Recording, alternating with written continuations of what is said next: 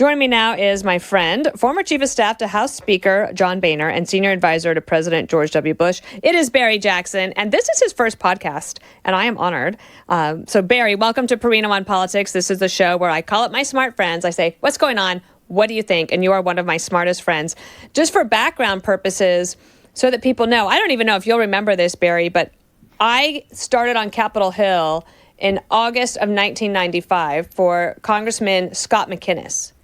And I worked there answering phones for 6 weeks. And then I took over as the press secretary for Congressman Dan Schaefer, Dan, not Bob Schaefer, of Colorado, who was good friends with your boss, John Boehner. And there was John Kasich at the time. I mean, I loved my job on Capitol Hill so much. I loved it. And I still have good friends from there. And I, have, of course, aspired to be a part of the Boehner world. And I feel like I kind of got adopted in. What do you think? Well, absolutely. And I had forgot the Scott McInnes part. I always remember you first from Dan Schaefer. And we ran the conference, which was the comms operation. And because you were the press secretary, you were part of our family. I love the comms operation. You guys did such a great job. Yeah. Do you think you would have done a better job with social media, or do you think it was better to not have it? So I'm a Luddite. I think social media makes it much harder. Because I feel social media disrupts the connection between policy and politics, which is what comms' job is to bridge the two of those things. And that's why I love it. Yeah. But I think social media makes that really difficult because the amount of data that's out there and self-selection, it gets very hard. And then after I left Capitol Hill, you left Capitol Hill, we meet again and at the Bush White House. And you were in Rove world. I was in the comms shop and press secretary world. But what's interesting, Barry, is we just did an interview on America's Newsroom with Chris Wright and Doug Burgum. That's the Secretary of Energy and Secretary of the Interior. And they were in Alaska. And they're there to talk about how the Trump administration is going to reopen this pipeline. And I was like, wow. Everything that is new is old, or everything that's old is new again, right? Because these were the same fights we've been having forever. And maybe we start there on just your overall thinking about some of the arguments that people are still having regarding the budget, the deficit, and especially the economy. Lots of things have changed, but in a way, some of these fights are still the same. Yeah, they are, Dana. I think it's a great observation. And it gets back to me this challenge in governing today, which is that the political side of the equation is almost solely worried about winning elections, and the policy is somewhat irrelevant. On the policy side, you're trying to build a majority, trying to explain to people why we need to take this sometimes unpleasant task. And that break really bothers me. And if you remember in our days working together, the policy shop always thought I was a political geek. The political guys always thought I was a policy nerd. And I'll give you an example of this. When I went back to John Boehner's office after the White House and getting ready for the 2010 election, our base, as Republican voters, we have to repeal Obamacare. And so our political consultants were like, we need to run a campaign, we're going to repeal Obamacare. And I was like, I'm sorry, excuse me. Harry Reid is the Democratic leader of the Senate. Even if we pass a bill, do you think he's going to bring it up? And even if he did bring it up, do you think enough Democrat senators will get it over the margin? And even if they do you think Barack Obama is going to sign a bill to overturn his signature accomplishment? So we're promising our voters something that is impossible to do. Right. Well, they'll blame the Democrats. I'm like, no, we're the ones that made the promise. They're going to blame us. And I just look today and I see that time and time again. Well, because you get it back into that whole thing of like, well, Republicans don't fight. Right. But it's like you have to fight smart. Exactly. Fight harder, you have to fight smarter. And maybe you could talk about how that moment of leaving the Bush White House, we were there together for the financial crisis. You go back to Capitol Hill. Now Obama is president and the Tea Party rises up. And can you draw a fairly straight line from the Tea Party to where we are today politically? 100%. Yeah, 100%. And And I would say that the line goes even farther back. It was the first midterm election for Bill Clinton, where voters thought that President So that was Clinton was doing 94. something different. Yeah, 94. And that swept in my future boss, Scott McInnes. Okay. 100%. And their things were President Clinton's raising taxes, he's spending too much money, he's not doing the stuff he said he was going to do. So you go forward in 2010, same kind of level of anger. Barack Obama was not the guy that everybody thought he was. Now, if you paid attention to him, he campaigned and said exactly what he was going to do, but that's not what people were hearing. So the Tea Party thing, I remember Boehner would constantly suggest to members, you need to go home and you need to do Tea Party events. But here's the deal. Don't go up on stage and start giving a speech. Sit in the back of the room and actually listen to them. Because what you'll find is a genuine concern and a lack of appreciation of what we're going through. And it's we being the elected side. And it's not that you want them to feel sorry for us or they elected us to do the tough jobs. But part of your job of being a member of Congress is not how many retweets you get, not how many hits you get on Dana's show. It's I have to go back and sometimes tell my constituents, here's the tough choices we have to make. And I want to talk to you about those. And I think we do entirely too little of that today.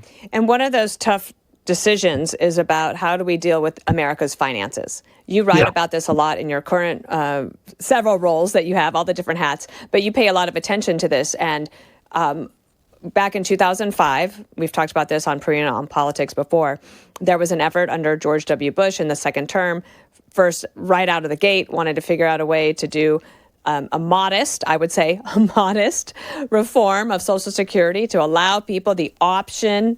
I mean, if you start thinking about the adjectives that we use and you think, why was everyone so against that? Because when it finally does get solved, and it will have to get solved at some point, it will look a lot like what was proposed in '05, I believe, unless it has to be much more drastic. So let's fast forward. And now we're in the present, and President Trump has very narrow margins of majorities in the House and the Senate.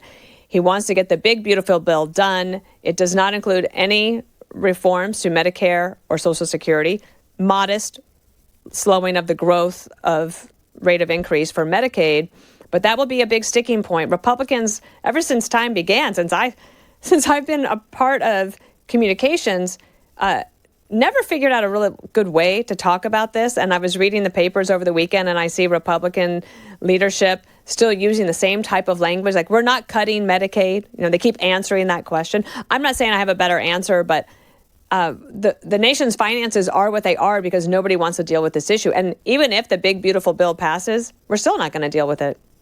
Right.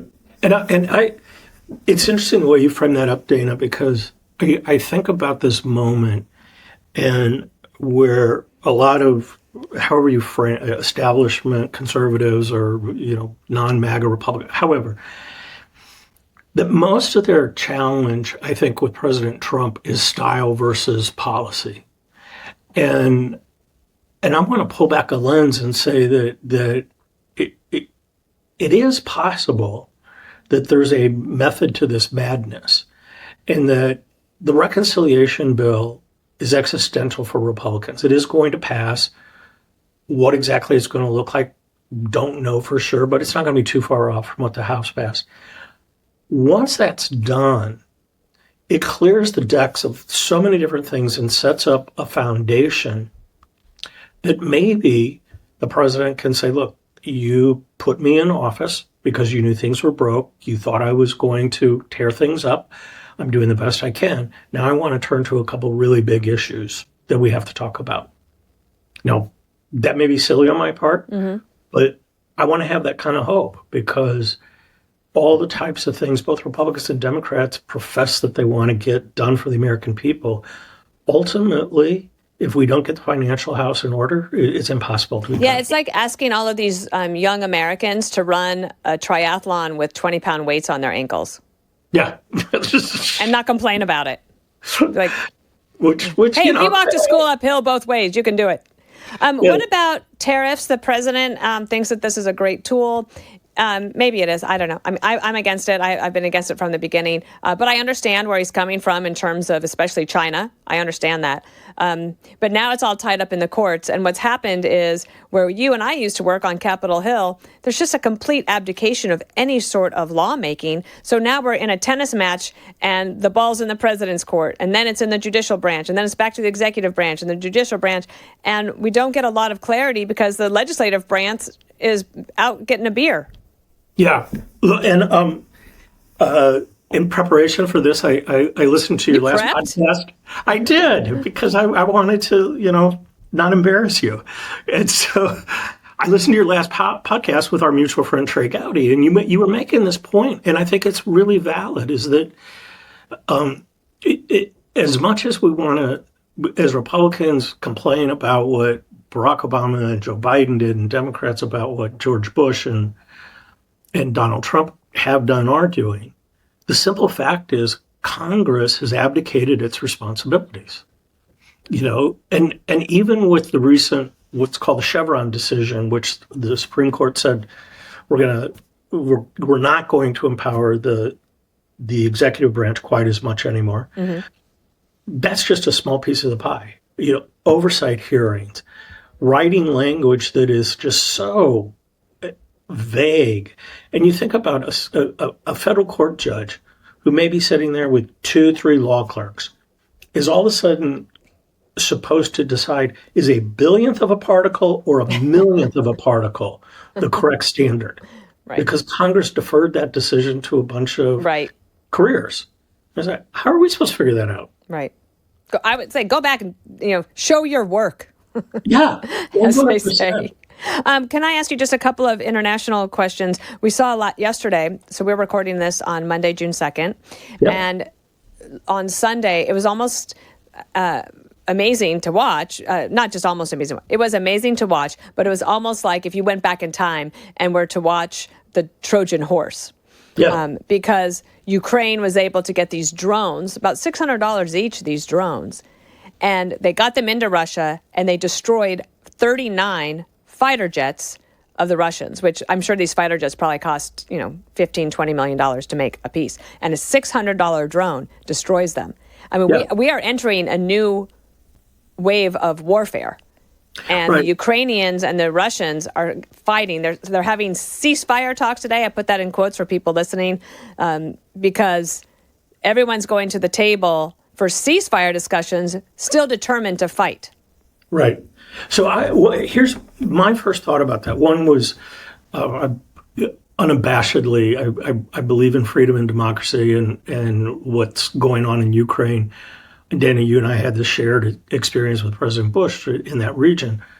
So I was thrilled by what happened. But the next thing, what came to my mind was, and it goes back to this Trump issue of style versus big picture. Your former colleague is now the Secretary of Defense, and a lot of people pay a ton of attention to him. There are two other choices that President Trump made. Dan Driscoll as Secretary of the Army and Steve Feinberg as Deputy Secretary. And these two gentlemen, long history dealing with the defense community.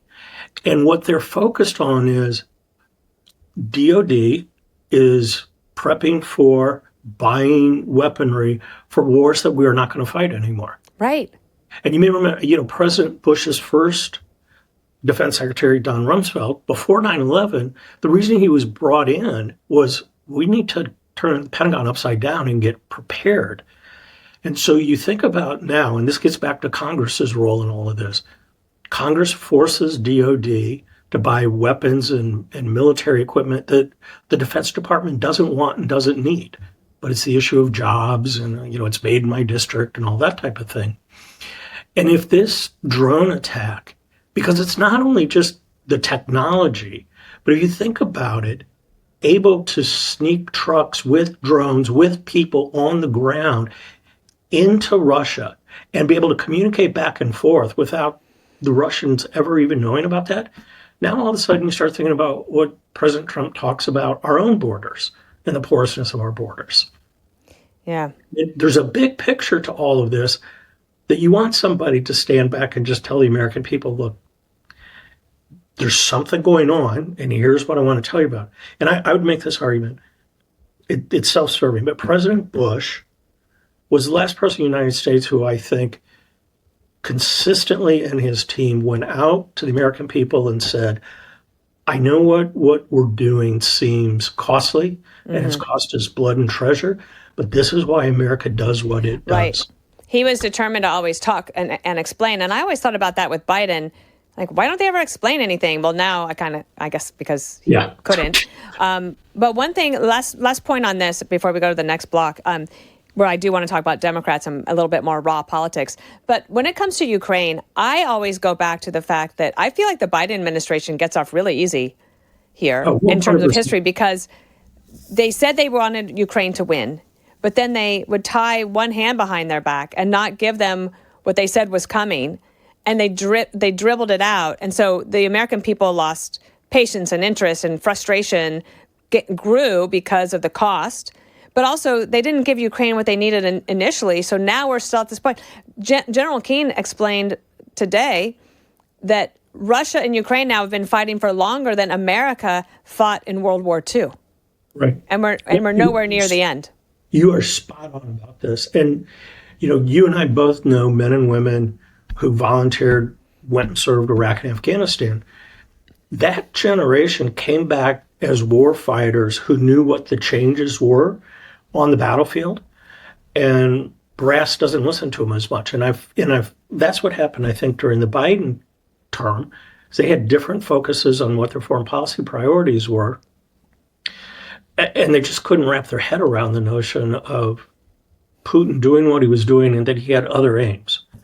Right. And it's going to cost us in the long run treasure, and I hope not blood, but in trying to set things right. And I don't mean like putting U.S.-style democracy around the world. It's that it is protecting American interests. And the first line of defense is not our borders, but it's other countries who are aligned with us. Let's talk about some raw politics. So already you see some people getting ready for the 2026 midterms. Now, that's partly the media, because the media and the political consulting class, they want to talk about something and they have to drive towards a big event.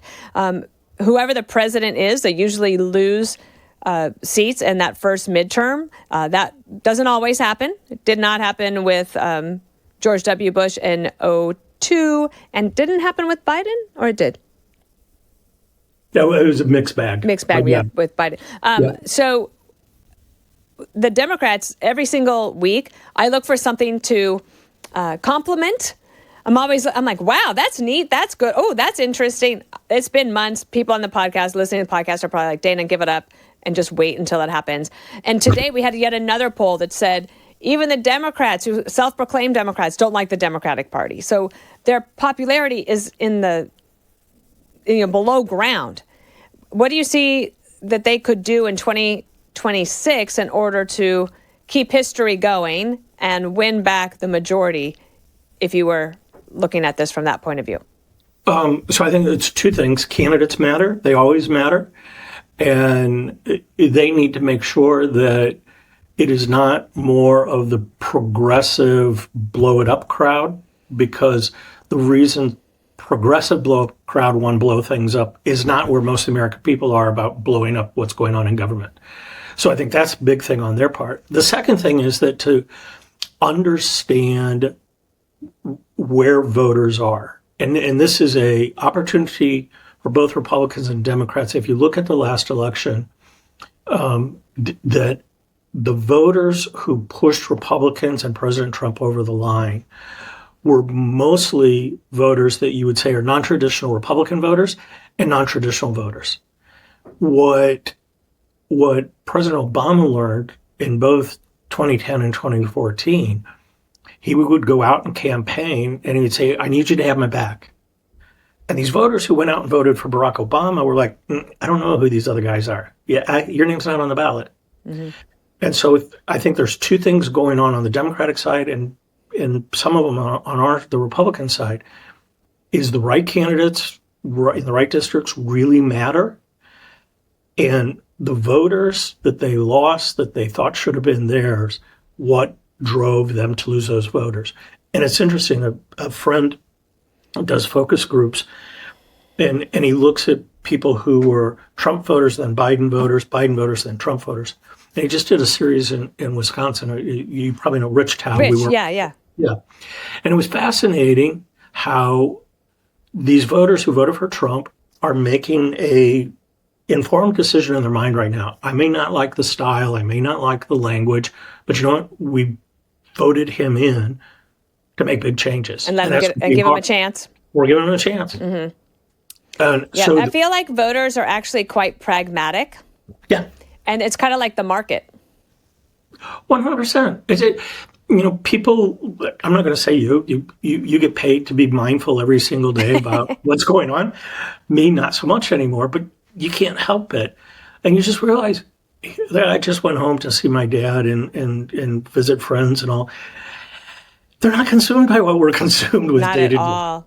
They're trying to live their even lives. Going to the Jersey Shore for the weekend, it's an hour from here. Nobody's talking about it. They're talking about the Knicks. Yeah.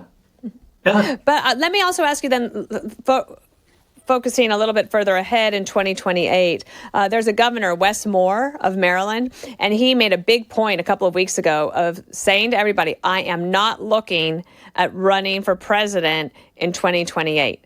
But then he goes to South Carolina, which was kind of a early cattle call for who wants to be president or a leader in the Democratic Party. And he's there and he gives a speech that everyone quite likes. So do you think the governor of Maryland, Wes Moore, is actually looking at running for president, and should he?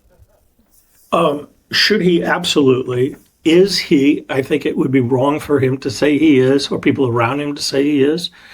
I had the opportunity to see Governor Moore and Virginia Republican Governor Glenn Youngkin on stage together. And it was fascinating watching the two of them because they were talking in practical language. Yeah. They were talking about issues as governors because Maryland, Virginia, linked up together. Parts of the state much different than DC, but very much. They have a lot of cross currents. And the people in the room just walked out like, wow. Because it was before this last election, they're like, wow, why couldn't those two be our choice? Interesting.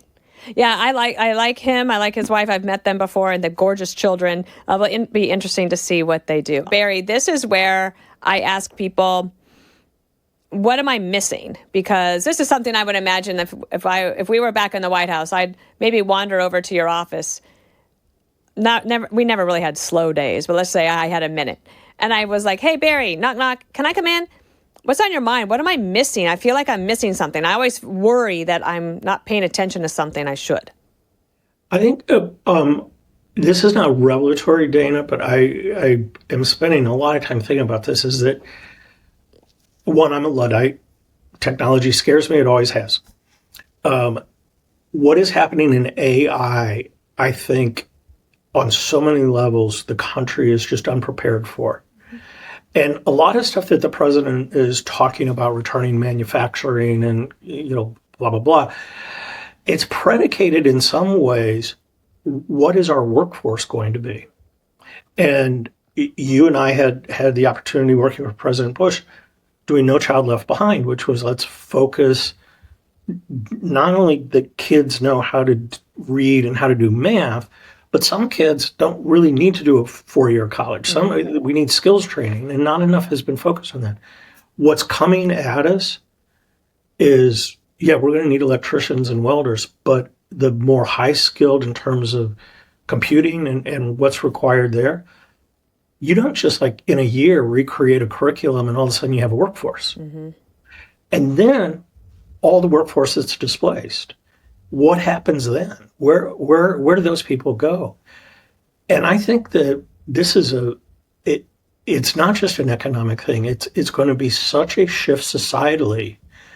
And the thing we talked about earlier about retirement, Social Security, what happens when we're already at a point where you have less than 2 workers supporting every retiree?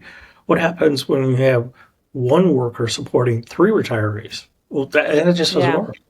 And the other thing about the AI, I get the part of it where it can do basic skills in robotics and, move a piece from here to there. The freakish thing to me is this notion that it is going to absolve people from critical thinking. Yeah. Like I can in the morning, in the old days, go to the web, pull up a topic, and scroll through and look through who the sources are. And I could say, if this writer wrote a piece on it, I have a general view of what they think, and so I'll factor that in and balance this out. Now I'm not even going to be given that option. Mm-hmm. And that just really worries, because in our form of government and what makes America unique was always supposed to be an informed population making informed choices at the poll. Yeah. And everything we've talked about prior to this segment, Dana, you throw AI on top of it. Wow. Yeah. I don't know how we navigate So that. I started getting the hard copy newspapers on the weekends again, and I love it. It's a lot. It's so much material, but I read a lot. And the last 3 weekends, I've told Peter, almost every page there is an article about AI. And I read a lot of them. I mean, I'm in the business where I have to understand a little bit of what's going on. And I think it's interesting that just a few years ago, we covered stories about how John Kerry, who was the Secretary of Climate or whatever it was, told all the people that were laid off from the pipelines to learn to code. Yeah. And now the coders are all being laid off because they taught AI how to code for them. So we don't need coders anymore. So there is disruption coming. I have a more optimistic view about it, but only because what's my alternative? Yeah. No, right? Like I sort of feel like Jesus, take the wheel. I don't. There's nothing I can do about it. It's coming. So I always think, well, am I just being the best person, citizen, wife, employee, daughter, friend that I can be, and trying to keep my brain active?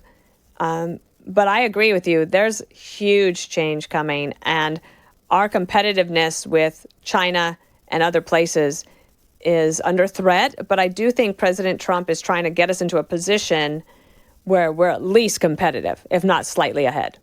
But I want to go back to something that I can be very inarticulate. The biggest part about this AI thing and the transformation is, to me, it all comes back to the education of our next generation. And what bothers me the most is that the virtues of civic responsibility are missing in so much of what's being taught. Yeah. And our shared history, and that means good parts and bad parts. All of it. But what makes America still unique in the world?